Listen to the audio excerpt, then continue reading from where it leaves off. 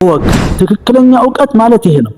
ጥልቅ ዕውቀት ማንነትን የሚለውጠው የሚያሳድግ ትልቅ ሰው ግዙፍ ሰው ሳይኮሎጂካሊ ግዙፍ ሰው የሚያደርግህ ይሄ ዕልም ነው። ዕልም ቢበዛ ትናንት እንዳልኩት ወደ ዲፕነስ ካልተመለሰ ስፋቱ ወደ ዲፕነስ ካልተለወጠ ያ ዕልም ሰውን አልተጠቀሙም ማለት። ለዚህ ነው ብዙ ዑለማዎች የምናገኘው ብዙ ባይሆኑም ብዙ ዑለማዎች ከንቱ ምን አጋጥሞኛል ኢትዮጵያ ውስጥ ባይሆን አጋጥሞኛል። አዝሃር ሙርቆች ምንም ዩዝለስ ይሁን ቀልድ አላህ ጋር ቀልድ የለም። ጀሃነም ተፈጥራለች አትጠፋም خلاص خالدين فيها ይሄ ቀልድ አለው።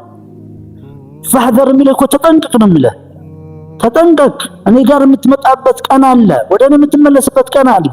እድሜ ደግሞ አጭር ነው። ሙሽ አንተ እድሜ ተመልከት፣ የዚህን ዩኒቨርስ እድሜ ተመልከት ወደ ኋላ የሚያስፈራ እኮ ነው። ቢሊየንስ ኦፍ ላይት ይር እኮ አለፈ ነው የሚለው። ፍሩኝ ይላል አላህ።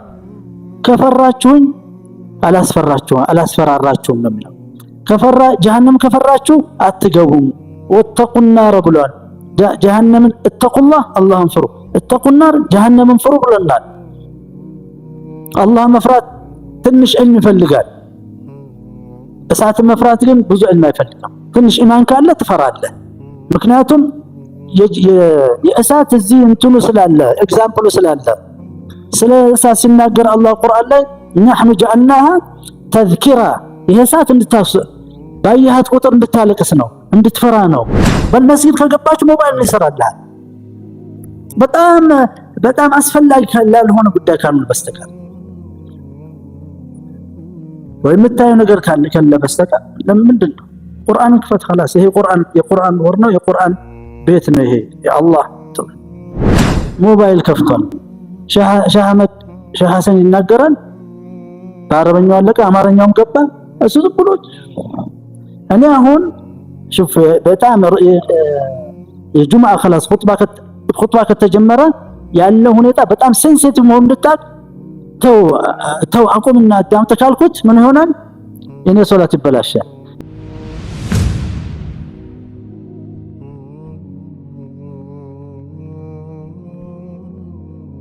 ስንኖር እድሜኛ 20 ዓመት 30 ዓመት 40 ዓመት ስንል እማልቅ መስለን ነበር። 40 ስትገባ ወደታች መሄድ ይጀምራል። እንዲህ ብሎን 50 ላይ ስትገባ خلاص ካሁን ሞትኩ እያልክ ነው የምትኖረው። ለከለሞት ይሏል። በስንት ዓመቱ? በ55 ዓመቱ 5 ዓመት ስትደነግጣለህ።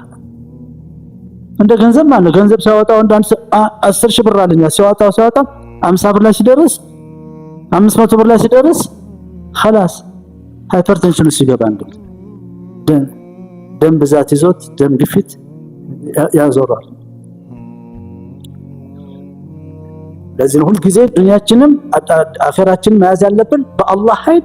አላህ ደግሞ ተባበሩ እኔ ጀማዓ ጋር ነኝ ያለው ግለሰብ ጋር አይደለም የሚለን አላህ عز وجل ان الله مع الجماعه جماعه።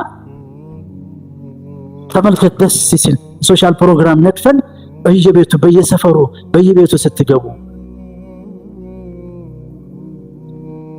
እና ያንን ችግር ስታጠና አጥንተህ ስታቀርበው ደም አክሰሱ ስላለ ሂደት አንድ ቤት ውስጥ ችግር ስታቃልል ስታንቀሳቀስ ስታቋቁም ማቋቋሚያ ስትሰጥ ችሎታ አለው ግን ገንዘብ የለውም በችሎታው እንዲሰራ።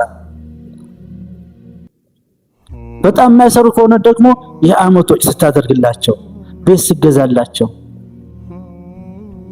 ይሄ ሁሉ ማድረግ እንችላለን። ላኪን እናንተ የት ናችሁ እና እንዳትቀሩ። ሌላው ትናንትና ጁምዓ ኹጥባ የተደረገ ከጎን አንድ ልጅ አለ። ወጣቶች ናቸው ያስታውቃል። በረመዳን ነው የመጡት። አቀማመጣቸው ምንም ያስታውቃል። ተቀምጧል። አንድ ደግሞ ከጎኑ ሞባይል ከፍቷል። ሼህ ሐሰን ይናገራል። በአረበኛው አለቀ፣ አማርኛውም ገባ።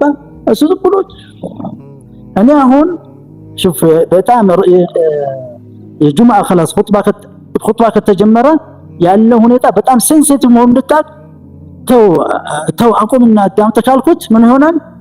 የኔ ሶላት ይበላሻል። የሱ ምናልባት ጁምዓ ይበላሻል፣ ምናልባት የሱ አይበላሽም በጀሃል ባለማወቅ ስለሆነ። يقول النبي صلى الله عليه وسلم من مس الحصى بالنبي صلى الله عليه وسلم حصان بحصمان ጠጠሩን የነካሰው فقد لغى ومن لغى فليس له جمعة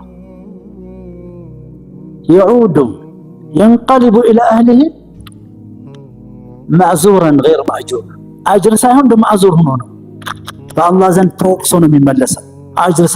አጅር ሳያገኝ እንደውም ተወቅሶ። ومن قال لصاحبه አይሆኑ ላለ ሰው ደግሞ አንስት እንደዚህ ሲቀልድ ሳይው ኹጥባ ያደረገ الإمام አንስት ማለት አዳምጥ ካለው فقد لغى ይላል። እሱም እኔ ለከለከለኝ አሁን እሱ ነው።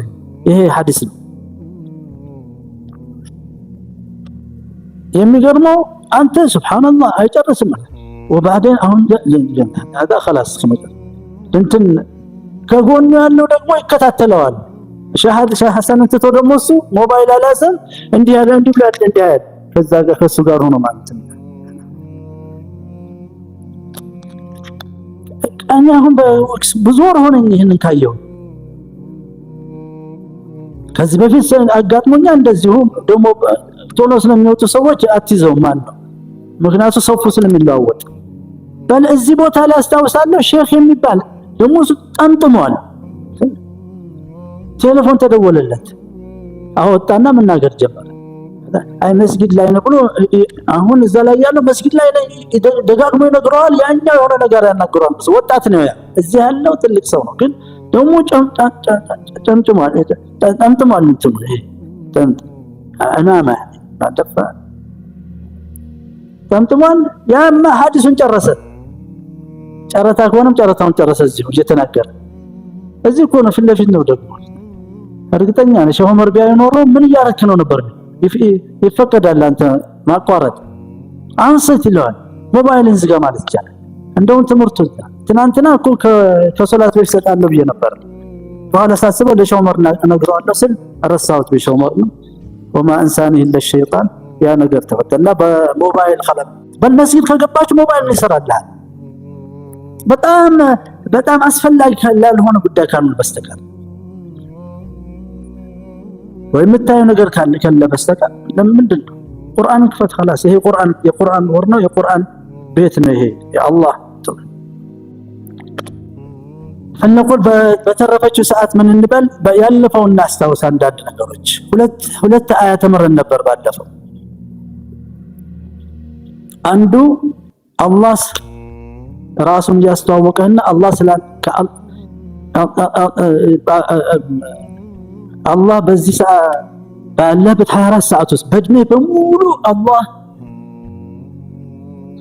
አላህ ካንተ ጋር ያለውን ግንኙነት መልኩን እየነገረህ ነው።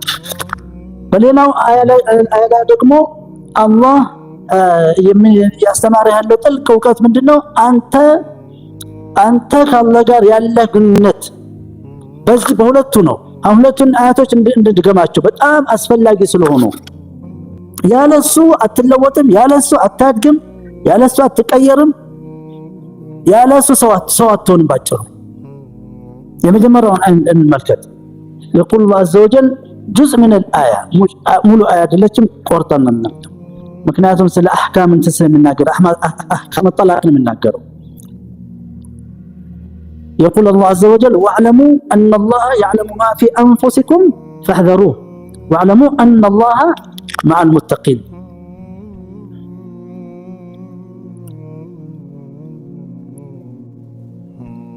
واعلموا أن الله شوف واعلموا ብሎ ነው የጀመረው። እወቅ ትክክለኛ ዕውቀት ማለት ይሄ ነው። ጥልቅ ዕውቀት ማንነትን የሚለውጠው የሚያሳድግ ትልቅ ሰው ግዙፍ ሰው ሳይኮሎጂካሊ ግዙፍ ሰው የሚያደርግህ ይሄ ዕልም ነው።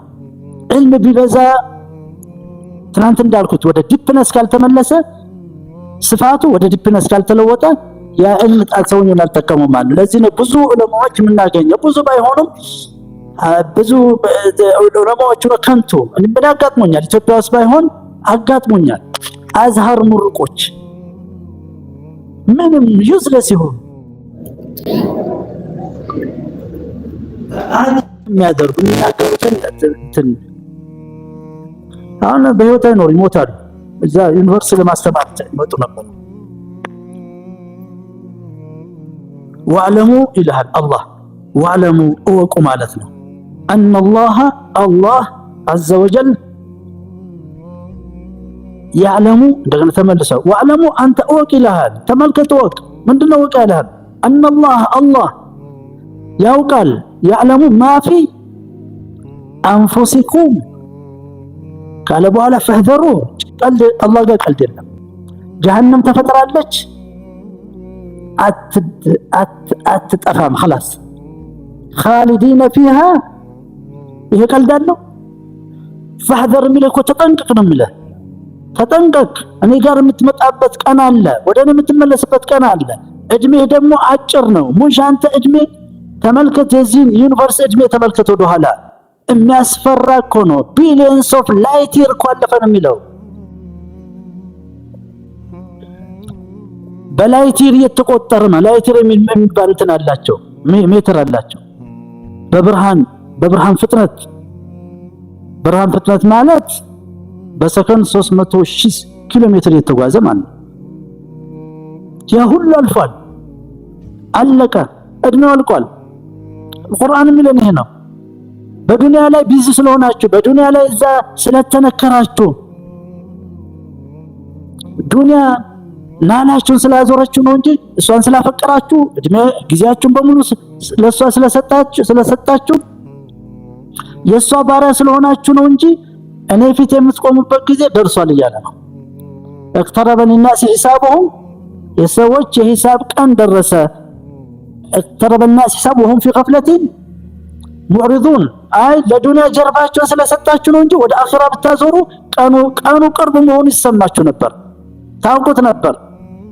ላኪን ጀርባችሁን ስለሰጣችሁ አታዩትም።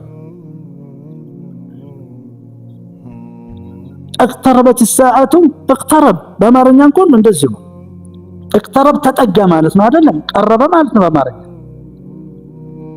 اقتربت الساعة وانشق القمر النبي صلى الله عليه وسلم አንድ ጊዜ ተራራውን ያያል እዛ መዲና ላይ ፀሐይ ልትገባ ትንሽ ነው የቀረቻት።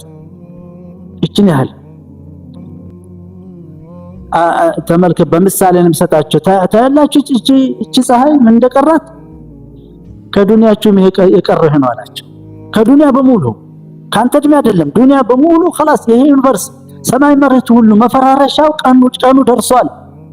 አላህ ከፈለገ ትናንት እንዳልኩ ነገ ሊያደርገው ይችላል። ከፈለገ አይችልም ካል ካፍር ትሆናለህ። አላህ እንዳለ ወኢነ የውመን እንደ ረቢከ ከአልፍ ሰነትን አንድ ቀን ጌታ አላህ ዘንድ እኔ ጋር ነው የሚለው አላህ በእናንተ ብንለካው 1000 ዓመት ነው ይላል።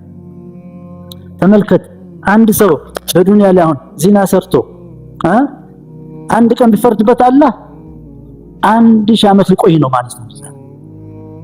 እኛ እዚህ አንችልም። አሁን ገና መግሪብ እንጠብቃለሁ እዚህ ቁጭ ብዬ ምግብ ስላልበላ በልቻለሁ እኮ ለሊት የ3 ቀን የሚሆን አስገብቻለሁ። ትዕግስት የለንም። ግማሽ ቀን ቢፈርድበት 500 ዓመት ማለት ጀሃኺራ እሳት ይቻላል እንዴ? እና النار وقودها الناس والحجارة جهنم አለ። ይሄንን ወስና ለብታ አስገባበት የሚወጥ ጀሃነም።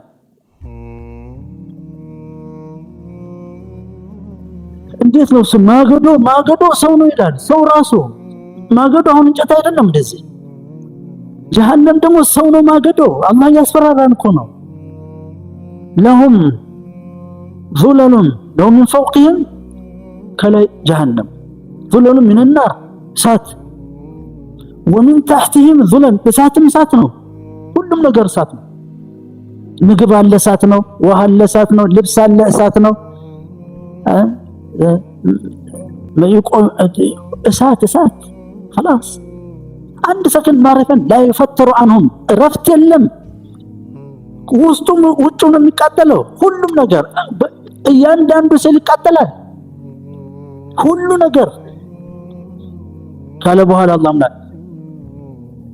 ذلك አለ ይሄን ጠቅስላችሁ ዱንያ ጀሃነም መሰጣችሁ ኢላስትሬሽን ገለጣ يخوف به أولياء ذلك يخوف الله به عباده እናንተ በጀሃነም ያስፈራራና አላህ ከዚህ በላይ በምን ያስፈራራ?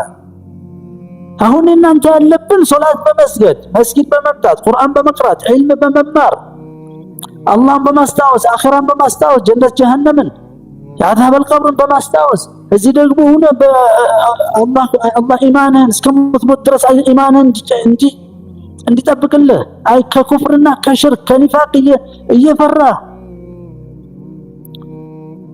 እንድትኖር እኮ ነው። ያ ዒባዲ ፈተቁን ذلك يخوف الله بعباده ይህን እኮ የምጠቅስላችሁ ጨዋታ አይደለም እያስፈራራኋችሁ ነው ካለ በኋላ ምን አለ? ያ ዒባዲ ባሪያዎቼ ሆይ ፈተቁኒ ፍሩኝ ይላል አላህ። ከፈራችሁኝ አላስፈራራችሁም ነው የሚለው። ጀሃነም ከፈራችሁ አትገቡም። ወተቁን ናር ብሏል። ጀሃነምን እተቁላህ አላህን ፍሩ፣ እተቁን ናር ጀሃነምን ፍሩ ብለናል። አላህ መፍራት ትንሽ ዕልም ይፈልጋል። እሳት መፍራት ግን ብዙ ዕልም አይፈልግም። ትንሽ ኢማን ካለ ትፈራለህ። ምክንያቱም የእሳት እዚህ እንትኑ ስላለ ኤግዛምፕሉ ስላለ ስለ እሳት ሲናገር አላህ ቁርአን ላይ نحن جعلناها تذكرة ይሄ እሳት ባየሃት ቁጥር እንድታለቅስ ነው እንድትፈራ ነው። አኺራን አስታውሰህ ያ አላህ ብለህ አላህን